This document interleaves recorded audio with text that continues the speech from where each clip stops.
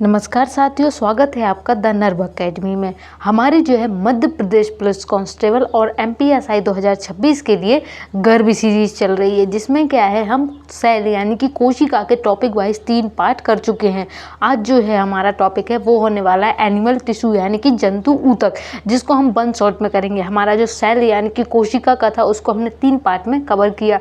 यदि आप गर्भ सीरीज तक अभी तक नहीं जुड़े हैं तो आप जुड़ जाइए और अपनी जो एमपी पुलिस कांस्टेबल की तैयारी है उसमें जान लगा दीजिए। तो चलिए, आज जो है हम एनिमल टिश्यू यानी कि जंतु ऊतक को कंप्लीट करने वाले हैं, जिसमें हम देखेंगे एप्टेक बेस्ड क्वेश्चन को, जो कि टॉपिक वाइज क्वेश्चन की सीरीज हमारी चल रही है, जिसका नाम क्या है, गर्भ सीरीज। यदि आपने अभी तक हमारे चैनल को सब्सक्राइब नहीं किया है तो कर लेना, जिससे क्या है आपको एमपी पुलिस कांस्टेबल के लिए गर्भ सीरीज बिल्कुल फ्री मिल जाएगी, जिससे आपको काफ़ी हेल्प होने वाली है।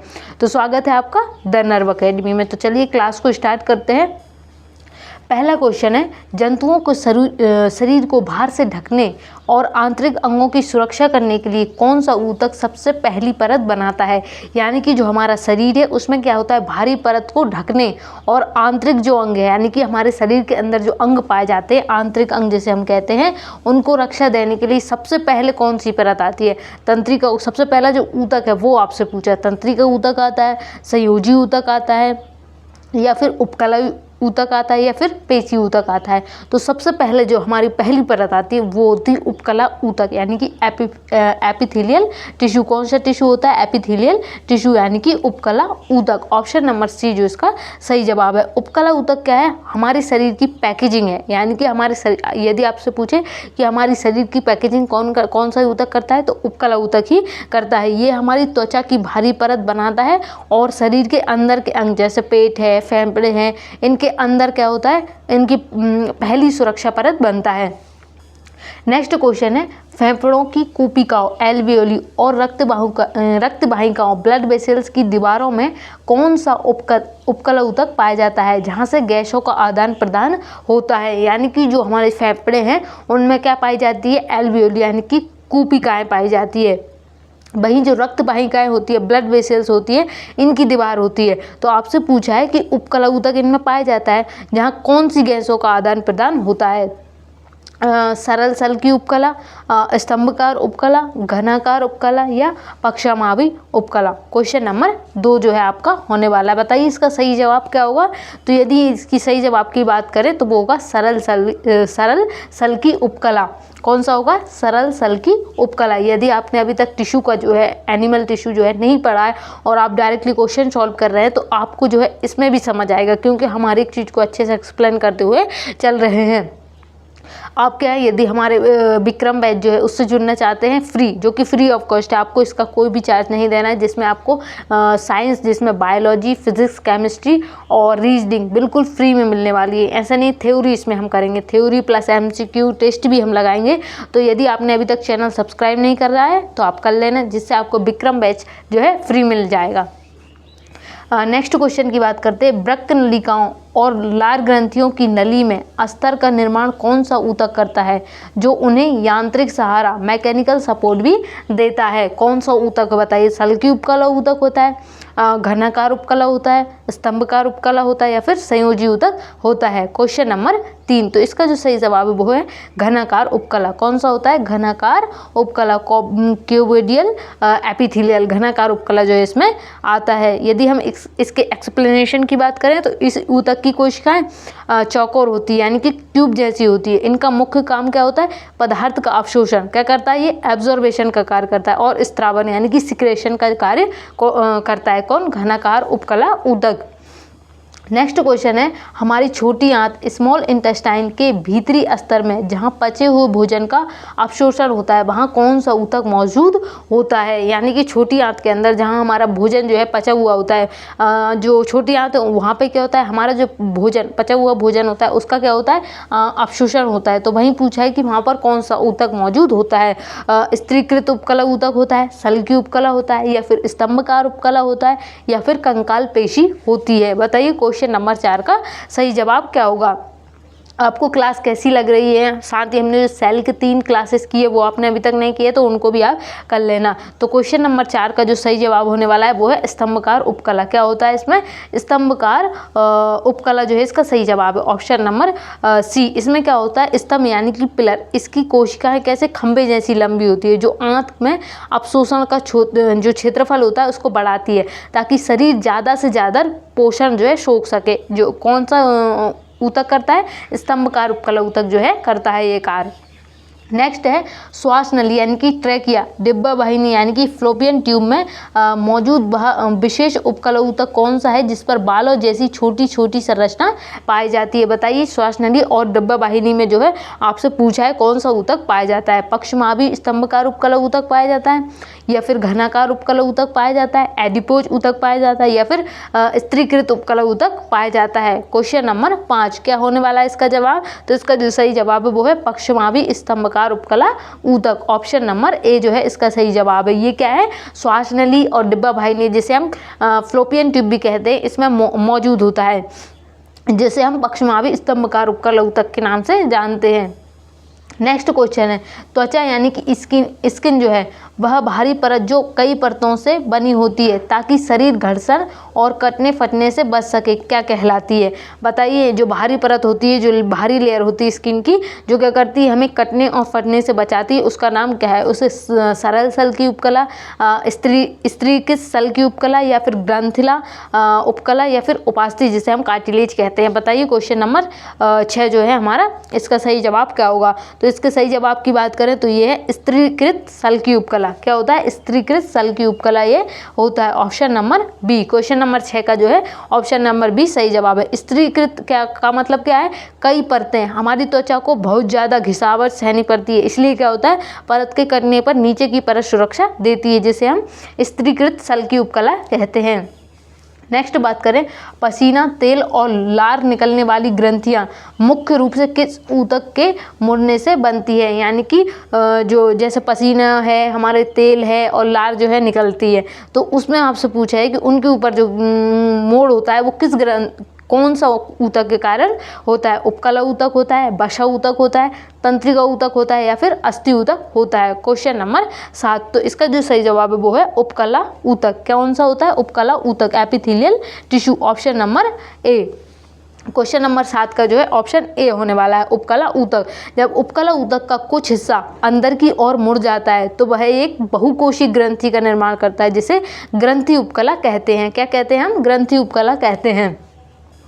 नेक्स्ट क्वेश्चन है, मानव शरीर में सबसे अधिक मात्रा में कौन सा ऊतक पाया जाता है? बताइए, मोस्ट इंपोर्टेंट क्वेश्चन है, आपसे पूछा है कि जो हमारा मानव शरीर है इसमें सबसे ज़्यादा जो मात्रा में कौन सा ऊतक पाया जाता है? उपकला ऊतक पाया जाता है, संयोजी ऊतक पाया जाता है, पेशी ऊतक पाया जाता है, या फिर तंत्रिका ऊतक पाया जाता है? Question number 8।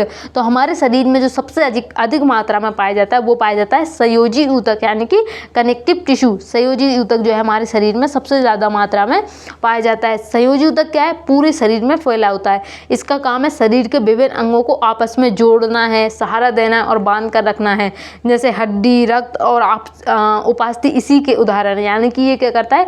एक दूसरे पार्ट्स को कनेक्ट करने का कार्य करता है, यानी कि बोन है उसको कनेक्ट करने का कार्य कौन करेगा? संयोजी ऊतक, यानी कि कनेक्टिव टिश्यू करता है।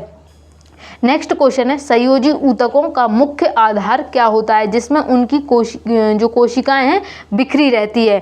आपसे पूछा है जो संयोजी ऊतक है यानी कि कनेक्टिव टिश्यू है, इसका मुख्य आधार क्या होता है? यानी कि इसमें उनकी कोशिकाएं बिखरी रहती है। आपसे पूछा है साइटोप्लाज्म, मैट्रिक्स, प्लाज्मा, या फिर वैक्यूल्स। Question number 9। तो इसका जो सही जवाब है वो है मैट्रिक्स। क्या है इसका सही जवाब? मैट्रिक्स। ऑप्शन नंबर बी जो है इसका सही जवाब होने वाला है। मैट्रिक्स एक जेली जैसा तरल तथा ठोस पदार्थ होता है जिसमें संयोजी ऊतक की कोशिकाएं धसी होती है। जैसे हड्डी में मैट्रिक्स ठोस होता है और रक्त में तरल होता है। कौन? मैट्रिक्स की हम बात कर रहे हैं। नेक्स्ट क्वेश्चन है, मानव शरीर का एकमात्र तरल संयोजी ऊतक कौन सा है जिसमें मैट्रिक्स तरल अवस्था में होता है? अभी हमने इसकी बात की थी। लिम्फ या लसिका होता है, अस्थि मज्जा होता है, रक्त होता है, या फिर उपास्थि होता है? Question number 10। तो इसका जो सही जवाब वो है रक्त, यानी कि ब्लड। ब्लड में क्या होता है? मानव शरीर में एकमात्र इसमें क्या पाया जाता है? तरल संयोजी ऊतक पाया जाता है। किस में पाया जाता है? ब्लड में पाया जाता है। किस अवस्था में पाया जाता है? मैट्रिक्स तरल अवस्था में जो है पाया जाता है। कौन सा ऊतक पाया जाता है? तरल संयोजी ऊतक पाया जाता है। रक्त कोशिका यानी कि आरबीसी है, डब्ल्यूबीसी है, प्लेटलेट्स है, एक तरल मैट्रिक्स में तैरती रहती है जिसे प्लाज्मा कहा जाता है। ये पूरे शरीर में बहकर अंगों को जोड़ता है। कौन? रक्त यानी कि ब्लड की हम बात कर रहे हैं। वहीं इसमें क्या कौन सा ऊतक पाया जाता है? तरल संयोजी ऊतक पाया जाता है। नेक्स्ट क्वेश्चन है क्वेश्चन नंबर 11, अस्थि बोन का निर्माण करने वाली कोशिकाओं को वैज्ञानिक भाषा में क्या कहा जाता है? यानी कि जो सेल होती है, जो कोशिकाएं होती है, जो जिससे बोन का निर्माण होता है, उनको वैज्ञानिक भाषा में क्या कहा जाता है? कॉन्ड्रियोसाइट्स कहा जाता है, ल्यूकोसाइट्स कहा जाता है, ऑस्टियोसाइट्स कहा जाता है या फिर एरिथ्रोसाइट कहा जाता है। जब आपने आरबीसी डब्ल्यूबीसी के बारे में पढ़ा होगा तो आपने वहाँ पर इसके बारे में पढ़ा होगा। अस्थि यानी कि बोन का निर्माण जो होता है किन कोशिकाओं से, किस प्रकार की कोशिकाओं से होता है? Question number 11। तो इसका जो सही जवाब है वो है ऑस्टियोसाइट्स। किससे होता है? ऑस्टियोसाइट्स जो है उनसे ही बोन का निर्माण होता है। किससे? ऑस्टियोसाइट। ऑस्टियो शब्द हड्डी से जुड़ा हुआ है, जिसे ऑस्टियोसाइट्स कहते हैं। कठोर मैट्रिक्स के अंदर छोटे छोटे स्थानों पर सुरक्षित रहती है। कौन? ऑस्टियोसाइट। जिससे कोशिकाएं जो होती है उनसे ही बनती है क्या? बोन। स्तनधारियों मैमल्स की हड्डियों के अंदर पाई जाने वाली लंबी नलिकाओं को क्या कहते हैं? जिनसे होकर रक्त वाहिकाएं और तंत्रिकाएं गुजरती हैं। यानी कि आपसे पूछा है जो मैमल्स होते हैं, जो स्तनधारी होते हैं, उनके अंदर हड्डियों के अंदर क्या पाया जाता है? एक लंबी नलिका पाई जाती है जिससे होकर क्या गुजरता है? रक्त गुजरता है और तंत्रिकाएं गुजरती है। तो आपसे उसका नाम पूछा है। रेनवियर के नोड बोलते हो, नोड्स ऑफ रेनवियर, निसलकन बोलते हैं या फिर हेर्बेशियन नलिकाएं बोलती हैं या फिर साइनेप्स बोलते हैं। बताइए स्तनधारियों में जो नलिकाएं पाई जाती है हड्डी के अंदर उनको क्या कहा जाता है? क्वेश्चन नंबर 12 हम कर रहे हैं। तो इसका जो सही जवाब होने वाला है वो है हेर्बेशियन नलिकाएं। कौन सी? हेर्बेशियन नलिकाएं जो होती है किस में पाई जाती है? मैमल्स यानी कि स्तनधारियों में पाई जाती है। जो गर्भ सीरीज है उसमें क्या है, हम अच्छे लेवल के प्रश्न कर रहे हैं। आपको समझ आ रहा होगा कि इतने अच्छे लेवल के प्रश्न जो है आपसे कराए जा रहे हैं। इसी प्रकार के आपके MP पुलिस कांस्टेबल और MPSI में पूछे जाते हैं। तो आपने जो है हमारे जो टोटल क्वेश्चन है वो 35 होने वाले। तो लास्ट में क्या है, अपना स्कोर जरूर बताना कि आपने 35 क्वेश्चन में से कितने क्वेश्चन जो है सही किए हैं। नेक्स्ट क्वेश्चन है उपास्थि यानी कि कार्टिलेज का निर्माण करने वाली कोशिकाओं को क्या कहा जाता है? पहले हमने देखा था अस्थि का यानी कि बोन का निर्माण करने वाली कोशिकाओं को। अब हम यहाँ पे देख रहे हैं उपास्थि यानी कि कार्टिलेज जो है ये किन कोशिकाओं से बनती है? ऑस्टियोसाइट्स है, फाइब्रोब्लास्ट है, कॉन्ड्रियोसाइट है या मास्ट कोशिकाएं हैं। बताइए कौन सी है जिससे उपास्थि जो है बनी हुई होती है? तो इसके सही जवाब की बात करें तो है कॉन्ड्रियोसाइट्स। किससे बनी होती है? कॉन्ड्रियोसाइट से जो है उपास्थि बनी होती है। उपास्थि जिसे हम कार्टिलेज कहते हैं। कॉन्ड्रो का अर्थ है उपास्थि। उपास्थि हड्डी की तुलना में मुलायम होती है। यानी कि हम उपास्थि क्या है, जैसे हड्डी होती है उसकी तुलना में क्या होती है? मुलायम होती है। जैसे हमारे कान और नाक का जो अगला हिस्सा है इसको मैट्रिक्स प्रोटीन और शुगर का बना होता है। क्या कौन बना होता है? उपास्थि। किसकी बनी होती है? प्रोटीन और शुगर की बनी होती है। जैसे हमारे आप कान में देखेंगे इसमें हड्डी तो पाई जाती है लेकिन ये कैसी होती है? मुलायम होती है। इसलिए इसको क्या कहते हैं? उपास्थि यानी कि कार्टिलेज कहा जाता है। नेक्स्ट क्वेश्चन है हड्डियों के जोड़ों पर हड्डी की सतह को चिकना करने का कार्य कौन करता है ताकि उसमें रगड़ ना लगे? टेंडन होता है। यानी कि जब जैसे हमारे घुटने जो होते हैं वहाँ पे क्या होता है? आपस में हड्डी आपस में घिसाती है। तो उसमें कौन सा जो होता है जिसके कारण उस पर रगड़ ना लगे? बताइए कौन सा हड्डी की सतह जो है उसको रहता है? टेंडन रहता है, लिगामेंट रहता है, उपास्थि रहता है या फिर बसा ऊतक जो है वो रहता है? बताइए इसका सही जवाब। तो इसके सही जवाब की बात करें तो वो है उपास्थि यानी कि कार्टिलेज। क्या होता है? उपास्थि या कार्टिलेज। जैसे आप घुटने हम जब मोड़ते हैं तो आपस में क्या है? रगड़ाने से बचे, इसलिए इनमें बीच में क्या पाया जाता है? कार्टिलेज यानी कि उपास्थि पाई जाती है। नेक्स्ट क्वेश्चन है मांसपेशी यानी कि मसल्स को हड्डियों से मजबूती से जोड़ने वाले ऊतक को क्या कहा जाता है? यानी कि आपसे पूछा है मसल्स और बोन को जो जोड़ने वाला ऊतक है उसका नाम आपसे पूछा है। लिगामेंट होता है, टेंडन होता है, कार्टिलेज होता है या फिर एरिओलर ऊतक होता है? Question number 15। तो जो मांसपेशियों और हड्डी को आपस में जोड़ने का कार्य करता है उसे हम कहते हैं टेंडन। क्या कहते हैं? टेंडन इसे हम कहते हैं। टेंडन सफ़ेद रेशेदार ऊतक यानी कि होते हैं, ये बहुत मजबूत होते हैं लेकिन इसमें क्या होता है? लचीलापन होता है। क्या होता है? इसमें लचीलापन होता है जिसे हम टेंडन कहते हैं। आपसे पूछेगा मांसपेशियों और हड्डियों को आपस में जोड़ने का कार्य कौन सा ऊतक करता है? तो इसका जवाब है टेंडन। नेक्स्ट क्वेश्चन है, शरीर में एक हड्डी को दूसरी हड्डी से जोड़ने वाली ऊतक को क्या कहा जाता है। यहाँ पे हमने देखा मांसपेशी और हड्डी को जोड़ने का देखा। यहाँ पे आपसे पूछा है बोन प्लस बोन, यानी कि बोन्स को बोन से जोड़ने का कार्य कौन सा ऊतक करता है। लिगामेंट करता है, टेंडन करता है, उपकल ऊतक करता है या फिर एडिपोज ऊतक करता है। क्वेश्चन नंबर 16, तो बोन से जो बोन को जोड़ने का कार्य करता है वो करता है लिगामेंट। कौन करता है? लिगामेंट करता है। मांसपेशी और बोन को जोड़ने का कार्य टेंडन करता है। लिगामेंट पीले रेशेदार ऊतक होते हैं, जैसे कि हमने देखा था टेंडन कैसा होता है, सफ़ेद रेशेदार होते हैं, वैसे लिगामेंट कैसे होते हैं, पीले रेशेदार ऊतक होते हैं। ये बहुत लचीले होते हैं जिससे हमारे जोड़ आसानी से मुड़ जाते हैं। नेक्स्ट क्वेश्चन है, टेंडन को अत्यधिक मजबूती देने के लिए उसमें कौन सा प्रोटीन बहुत ज़्यादा मात्रा में पाया जाता है। किसमें? टेंडन। टेंडन क्या होता है? बहुत ज़्यादा मजबूत होता है। यहाँ पे आप लिखा है अत्यधिक मजबूत होता है। इसमें क्या कौन सा प्रोटीन के कारण जो है होता है? इलास्टिन के कारण होता है, कैरेटीन के कारण होता है, कोलेजन के या फिर मायोसिन के कारण होता है। बताइए क्वेश्चन नंबर 17 का सही जवाब क्या होने वाला है। तो इसके सही जवाब की बात करें तो होता है कोलेजन। क्या होता है? कोलेजन। कोलेजन क्या करता है? टेंडन को मजबूती देने का कार्य करता है। यदि आपसे पूछे कि टेंडन के अंदर कौन सा प्रोटीन पाया जाता है तो इसका सही जवाब भी होगा कोलेजन। कोलेजन मानव शरीर में पाए जाने वाला सबसे प्रचुर प्रोटीन है। ये सफ़ेद रंग के तंतु से बना होता है जो टेंडन को टूटने से बचाता है। नेक्स्ट क्वेश्चन है, त्वचा, स्किन और मांसपेशियों के बीच की खाली जगह को भरने और आंतरिक अंगों को सहारा देने वाला पैकेजिंग ऊतक कौन सा है। बताइए इसका सही जवाब। इसको हम पहले क्वेश्चन में ही मैंने आपको बताया था पैकेजिंग ऊतक किसको कहा जाता है। तो इसका जो जवाब है आप मुझे कमेंट सेक्शन में बताना। नेक्स्ट क्वेश्चन है, एरिओलर ऊतक में पाए जाने वाली मस्ट कोशिकाओं का मुख्य कार्य क्या होता है। यानी कि जो एरिओलर ऊतक होता है, यदि आपसे पूछे एरिओलर ऊतक में कौन सी कोशिकाएं पाई जाती है तो मस्ट कोशिकाएं पाई जाती है। लेकिन आपसे पूछा है जो मस्ट कोशिकाएं जो एरिओलर ऊतक में पाई जाती है उनका कार्य क्या होता है, वो क्या कार्य करने का कार्य करती है। क्वेश्चन नंबर 19, क्या वह हड्डियों को मजबूत करती है, हिस्टामाइन और हेपेरिन का स्त्रावण करती है, वसा का संचय करती है, फिर ऑक्सीजन का परिवहन करती है। कौन? मस्ट कोशिकाओं के बारे में आपसे पूछा है। तो इसका जो कार्य है वो हिस्टामाइन और हेपेरिन का स्त्रावण करती है। क्या करती है? हिस्टामाइन और हेपेरिन जो है इसका स्त्रावण करती है। कौन? मस्ट कोशिकाएं। मस्ट कोशिकाएं एलर्जी और सूजन के समय हिस्टामाइन छोड़ती है, साथ ही हिपेरिन छोड़ती है जो रक्त वाहिकाओं को खून के अंदर जमने से रोकता है। ये क्या करते हैं दोनों? जो खून है उसको जमने से रोकता है। नेक्स्ट है, मानव शरीर में आंतरिक वसा फैट का संचय करने वाले ऊतक क्या है। यानी कि हमारे शरीर के अंदर क्या है? ऊतक पाए जाते हैं। तो आपसे पूछा है कौन सा ऊतक है जो हमारे वसा यानी कि फैट को जो है स्टोर करके रखने का कार्य करता है। एरिओलर ऊतक है, एडिपोज ऊतक है, ग्रंथिल उपकला ऊतक है या फिर उपास्थि है। बताइए कौन सा जो ऊतक है हमारे शरीर में वसा यानी कि फैट को स्टोर करके रखता है। तो इसका जो जवाब है वो है एडिपोज ऊतक, जिसे हम वसीय ऊतक भी कहते हैं। एडिपोज ऊतक जो है हमारे शरीर के अंदर वसा यानी कि फैट को स्टोर करने का कार्य करता है।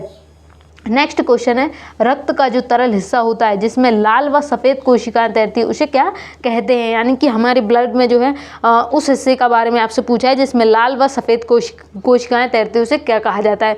उसे सीरम कहा जाता है, उसे लिम्फ कहा जाता है, उसे मैट्रिक्स कहा जाता है या फिर उसे प्लाज्मा कहा जाता है। क्वेश्चन नंबर 11 जो है आपसे पूछा गया है, बताइए कौन सा है। यानी कि ऐसा ब्लड भी होता है जिससे हम लाल वाली जो कोशिकाएं उनको निकाल लें तो उसका अलग नाम हो जाता है। यहाँ पे आपसे पूछा है उपस्थित होती है कौन सी, लाल व सफ़ेद दोनों ही जब उसमें उपस्थित रहे तो उसे हम क्या कहते हैं, उसे सीरम, लिम्फ, मैट्रिक्स या प्लाज्मा क्या कहा जाता है। तो इसका जो सही जवाब है वो है प्लाज्मा। क्या कहा जाता है? इसे हम प्लाज्मा कहते हैं।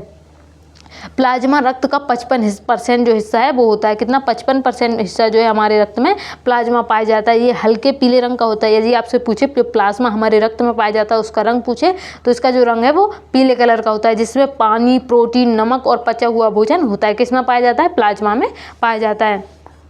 नेक्स्ट क्वेश्चन है, शरीर में गति यानी कि मूवमेंट के लिए कौन सा ऊतक जिम्मेदार होता है। जैसे कि हम चल फिर पा रहे हैं, घूम पा रहे हैं, हमारे हाथ मुड़ पा रहे हैं, तो ये किस ऊतक के कारण हो पा रहा है? पेशी ऊतक के कारण हो रहा है, तंत्रिका ऊतक, संयोजी ऊतक या फिर उपकला ऊतक। क्वेश्चन नंबर 22, तो इसका सही जवाब की बात करें तो ये है पेशी ऊतक यानी कि मस्कुलर टिश्यू। मस्कुलर टिश्यू जिसके कारण हम क्या करते हैं, मूवमेंट कर पाते हैं। पेशी ऊतक की कोशिकाएं कैसी होती है? लंबी होती है।